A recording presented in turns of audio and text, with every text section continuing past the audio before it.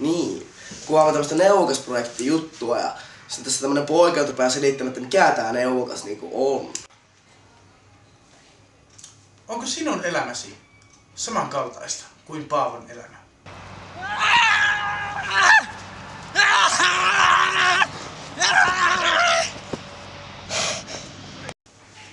Me olemme se töyssy, johon Paavon alamäki tyssää. Me voimme myös pysäyttää sinun alamäkisi. Neuvokas. Minä olen tällaisen neuvokasprojektin jäsen ja me ollaan hyvin tehokas ryhmittymä.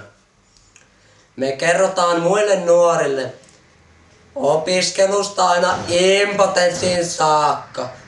Neuvokas on projekti, joka tarjoaa nuorille informaatiota ja järjestää tapahtumia. Se myös jakaa internetin välityksellä nuorille tietoa kaikesta, joka liittyy nuorille tärkeisiin asioihin.